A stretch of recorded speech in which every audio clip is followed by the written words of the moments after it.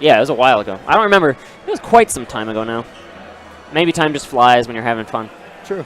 So anyway, I'm very familiar with Krow. I'm not familiar with Professor Keetz. Professor Keetz is another local indie player. Plays Sonic, and he's really solid. That's a good matchup then, character spread-wise for him. Character-wise, I mean, I'm pretty sure Sonic beats Olimar, and I'm next to 100% sure that he beats DK. Yeah. Oh yeah. Especially on paper.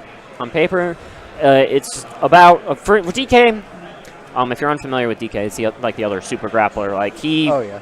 But DK generally is regarded as having better frame data than Bowser, so he can kind of box a little bit better. Gives him a little bit of better time versus Sonic in particular, if he can understand the flow of close to close, like CQC in the matchup. Yes, yes.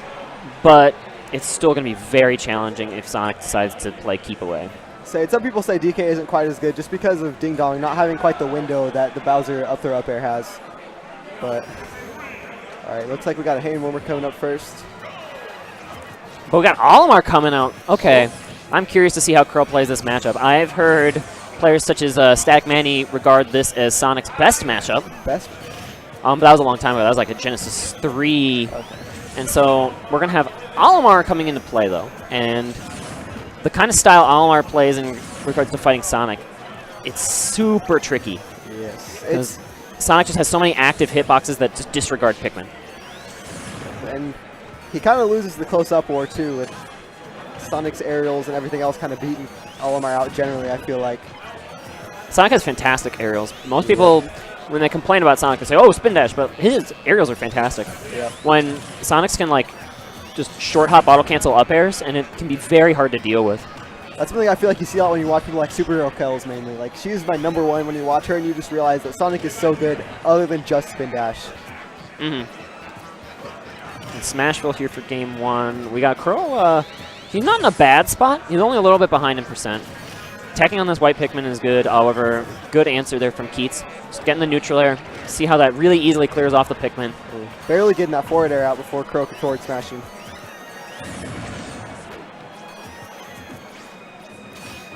Keetz got the stage control until he dash attacked. Ooh, that was maybe the one button you didn't want to press. Kind of ill-advised dash attack there. Going to lose the stock for it for sure. Nice turnaround grab coming out here from Krow. A little bit too much rage to get the follow-up out of the grab. However, you take what you can get. Yep. And now it becomes a game where Krow can kind of play keep away and try to rack up damage with this Pikmin without having to get too up and close and personal with Sonic here. He's waiting for Sonic to overcommit like he did on that dash attack on the ledge. And that was a questionable Pikmin pull earlier by Krow. He pulled it with Sonic right in his face and got punished. It's kind of like when Diddy pulls a banana. You have to be very cognizant of what position Sonic is on the stage. Especially with Sonic's speed. It makes it rough because in positions against other characters you would normally be safe in, you really aren't because of his run speed being so ridiculously fast. Well, now he's trying to use these Pikmin pulls to like bait in the spin dashes and then follow up how Sonic wants to escape and make the spin dash safe. Because you can't punish spin dash really, especially if he does the spring, but you can catch Sonic's landing if you're quick enough. And that's one of Sonic's primary weaknesses, is like putting him in a spot where you can catch his landings. Because you just see his aerial drift is just so slow. Yeah, it's not the greatest, but when we see Krow here, racking on X are 73%, still having his first stock. Oh, what? Speaking of the double. he hit him with like his wrist, and then like it launched him backwards. In the opposite direction. Smash 4 is a fun game. Sure, Sonic. Do whatever you want. We don't judge. Too hard. The Krow has the stage again. Just going to catch the landing there with a little dash attack. They're trying to catch it there with forward smash, but a little out of range. Oh, and forward smash going to take it. He stuffs him there. Put him in the corner.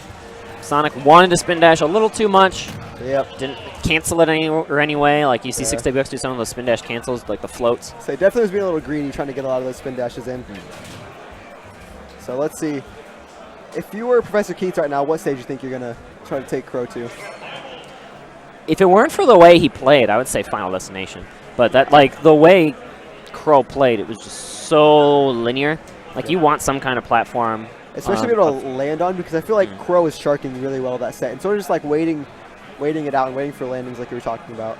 I would pick like a town. Yeah, that makes sense. Because plus, if you get like a spring ride or something, or maybe a battlefield. Up air, you'd be able to kill him off the top at town too, which could lead to earlier kills. We'll see if Krow's prepared for that. No, neither character really killed vertically. Well, Sonic didn't. Oh, Sonic killed with the forward smash. That's right. Yeah. It wasn't a 2-stock.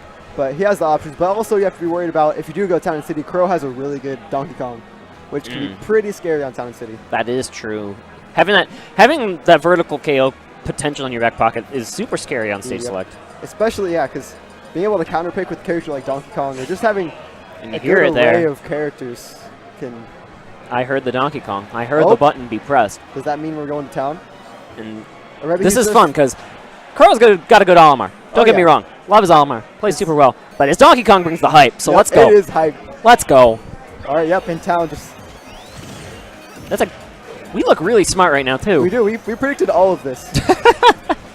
Dang. It's like we were hired for a reason. But all right, game 2.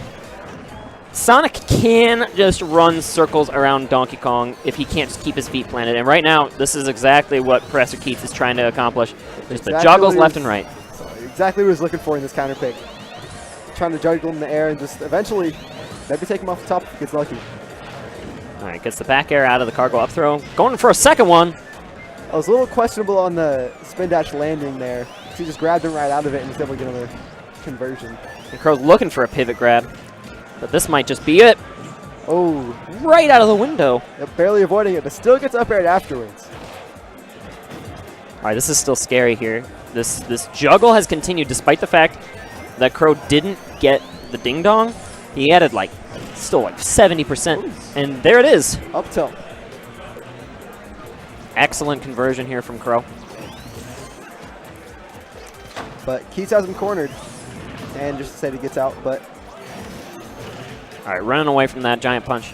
You don't want to challenge that really at any point in time. It's one move that's better just to run the opposite direction up for sure. Right, and Keetz kind of content to just keep stage control there and punish the punish the up B there from Krow. Not messing around. Oh, great job. That was a little bit of a that time the dash attack accomplished what it wanted it to, which is it just kind of forced him to go into the Kong Cyclone, and then he just sniped him with the forward smash. There's an opening right in the middle of the Kong Cyclone where his arms aren't spinning, where he just hit him in the dome. And it worked out brilliantly. Oh, not going to sweet spot. Krow almost getting that down air there, but... Uh-oh. Yeah, get away from that platform. And there's that spring ride you were talking about. He's trying to look for it.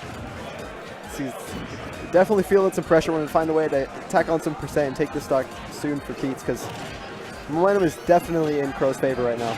If Krow gets one more hit, I want to say, straight hit, then the ding-dong window should be gone. I'm not very particularly good at the ding-dong window, or calculating it. Okay, guess it doesn't matter. The intimidation factor.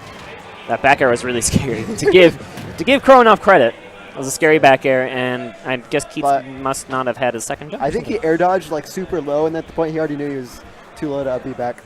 But really unfortunate way to end a set there for Keetz. Yes.